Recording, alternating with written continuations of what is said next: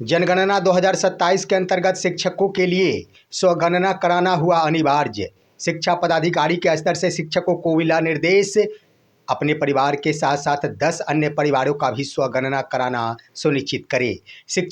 शिक्षा सेवकों के लिए भी दिए गए निर्देश, कम से कम 50 परिवारों का स्वगणना कराना सुनिश्चित करें। उसके बाद बिहार के तमाम कोटि के शिक्षकों के लिए आधार अपडेट कराना भी हो गया अनिवार्य। दोस्तों नमस्कार, मैं हूं आपका दोस्त एसके चौधरी। इन दिनों बिहार ही नहीं पूरे देश भर में जनगणना 2027 के नाम से बयार बह रही है दोस्तों। इसी के अंतर्गत ढेर सारे शिक्षकों को इस कार्य के लिए प्रतिनियुक्त किया गया है। लेकिन सबसे बड़ी खबर दोस्तों कि इस बार 17 अप्रैल 2026 से ही स्वगणना का कार्य प्रारंभ कर दिया गया है। आइए आज के इस वीडियो में हम आपको बताते हैं कि तमाम कोटि के शिक्षकों के लिए निर्देश जारी कर दिया गया है कि आप सभी अपने अपने परिवारों का स्वगणना कराना सुनिश्चित करेंगे। और साथ ही साथ बड़ी खबर मैं बता देना चाहूँगा दोस्तों कि अपना अपना आधार को अविलंब ही अपडेट करा ले। जैसा कि HRMS पोर्टल के माध्यम से भी अपने तमाम डेटा को अपडेट करने का निर्देश दिया गया है, वहीं पर आधार का भी अपडेशन होना अनिवार्य कर दिया गया है। आइए इन दोनों ही बिंदुओं पर आज के इस वीडियो में विस्तार पूर्वक चर्चा करने से पहले आपसे एक बार फिर गुजारिश करूंगा, अगर आप मेरे इस चैनल को सब्सक्राइब नहीं किए होंगे कृपया अभी सब्सक्राइब जरूर कर लेंगे, और सब्सक्राइब कर लिए होंगे दोबारा सब्सक्राइब करने की आवश्यकता नहीं है। दरअसल दोस्तों जनगणना 2027 के अंतर्गत बिहार के तमाम कोटि के शिक्षक, चाहे वो नियोजित हो, विशिष्ट शिक्षक हो, विद्यालय अध्यापक हो, हेडमास्टर हो या फिर हेड टीचर हो, सभी शिक्षकों के लिए अनिवार्य बना दिया गया है कि अपना अपना स्वगणना अविलंब ही करा ले। दोस्तों यहाँ पर स्वगणना आखिर है क्या? क्या यह सिर्फ सरकारी कर्मचारी के अंतर्गत शिक्षकों पर लागू होता है? नहीं दोस्तों, आइए मैं बता देना चाहूँगा कि स्वगणना पोर्टल विकसित किया गया है। इसका मतलब यही है कि कोई भी परिवार के अभिभावक अपने परिवार का स्वयं ही गणना कर सकते हैं। इसमें कई प्रकार के यानी घर से संबंधित जरूरी सूचनाएं देनी पड़ती है। अब आइए दोस्तों, होगा क्या? इसकी शुरुआत 17 अप्रैल से लेकर 1 मई 2026 तक निर्धारित कर दी गई है। वो पोर्टल के माध्यम से शिक्षक सहित अन्य व्यक्ति भी, देश भर के व्यक्ति स्वगणना करा सकते हैं। इसके अंतर्गत सबसे बड़ी बात दोस्तों कि शिक्षक हो या फिर कोई अन्य व्यक्ति इसलिए मैं बातें कर रहा हूं कि शिक्षकों के ऊपर जिम्मेदारी दे दी गई है कि कम से कम 10 परिवारों का स्वगणना कराना सुनिश्चित कराए, और शिक्षा सेवकों के ऊपर यह जिम्मेदारी दी गई है कि आप 50 परिवारों का स्वगणना कराना सुनिश्चित करें। अब आइए दोस्तों, इसके लिए वेबसाइट लॉन्च कर दिया गया है। se.census.gov.in पर जाना होगा। यहाँ पर जाने के बाद सबसे पहले स्टेट को सिलेक्ट करना होगा, यानी कौन से राज्य में आप रहते हैं, किस राज्य के अंतर्गत आप अपनी गणना कराना चाह रहे हैं। उसके बाद कैप्चा डालना पड़ता है। कैप्चा डालने के बाद नाम डालना पड़ता है, मोबाइल नंबर डालना पड़ता है, ईमेल एड्रेस डालना पड़ता है। उसके बाद OTP पर, मोबाइल पर OTP जाता है। OTP डाल देने के बाद आखिर गणना प्रारंभ हो जाती है दोस्तों।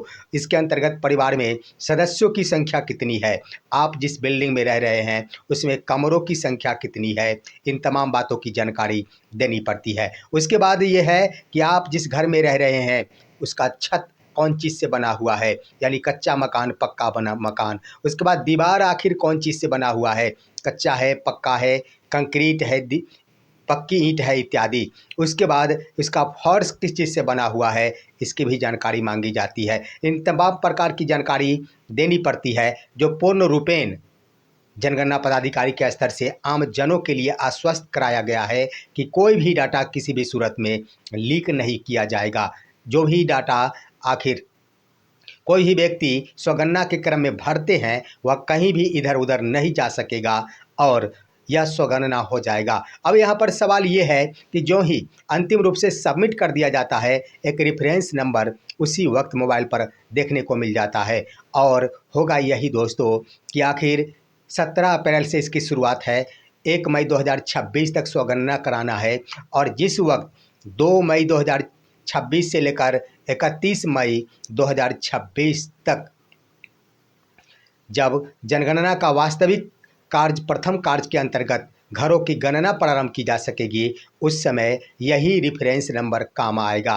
क्योंकि दोस्तों डिजिटल यानी पूरी तरह ऑनलाइन की व्यवस्था की गई है और अभी जो भी स्वगणना करा लेंगे, उस वक्त जब जनगणना कर्मी घर पर पहुंचेंगे, उस वक्त यही रेफरेंस नंबर देना होगा। और ये रेफरेंस नंबर अगर जनगणना कर्मी परगणक अपने पास ले लेते हैं और वह रेफरेंस नंबर डालकर उसे खोलते हैं, तो डेटा अगर सही पाया जाता है तो वेरीफाई कर दिया जाता है, यानी कोई भी भारी काम परगणक के ऊपर नहीं रह जाता है।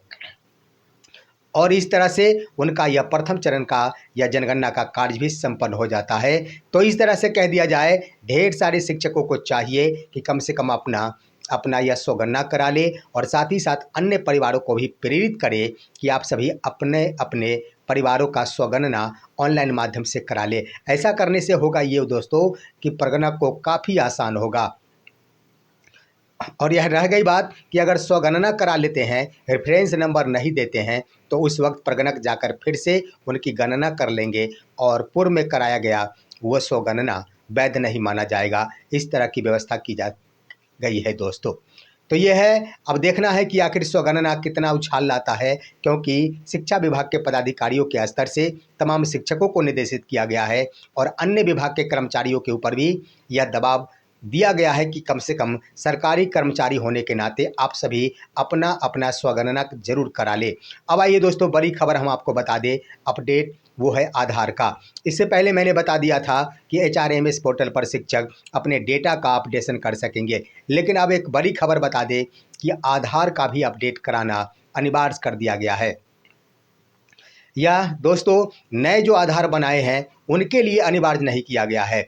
जिनका आधार 10 वर्ष पूर्व बना था, उन सभी के लिए आधार में पते का अपडेशन कराना अनिवार्य किया गया है। और इसके तहत अभी तक कह दिया जाए तो जून तक इसके लिए फ्री ऑप्शन प्रदान किया गया है, यानी जून 2026 तक आधार का अपडेट अगर कोई भी व्यक्ति, शिक्षक हो या फिर अन्य व्यक्ति कराते हैं तो उन्हें कोई भी शुल्क नहीं लगेगा। लेकिन अगर इसके बाद वो कराते हैं तो प्रति अपडेशन 75 रुपये लगेंगे। सरकार के स्तर से यह व्यवस्था की गई है कि हर व्यक्ति की परख की जाए कि वह वास्तविक में है, यहाँ के वासी है या फिर नहीं है, या फिर कहीं और से तो नहीं आ गए हैं।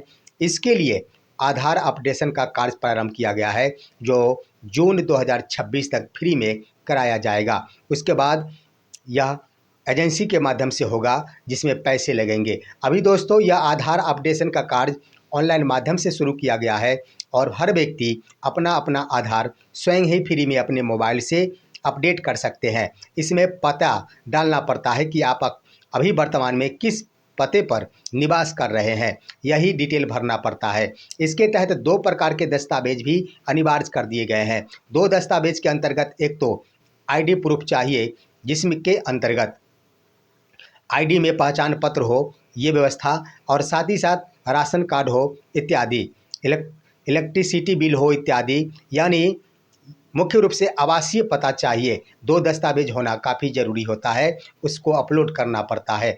और इस तरह से कह दिया जाए तो आधार का अपडेट हर व्यक्ति, हर शिक्षक के लिए अनिवार्य हो जाता है, क्योंकि शिक्षक होने के नाते उनके ऊपर बड़ी जिम्मेदारी होती है कि आप पहले सब कुछ अपना करें, फिर अन्य समाज के व्यक्तियों को इस कार्य के लिए प्रेरित करें। दोस्तों ये है आज की खबर। आप सभी हमारे इस वीडियो को लाइक कीजिए, अन्य दोस्तों के पास शेयर कीजिए और अब दीजिए अपने दोस्त को इजाज़त। नमस्कार।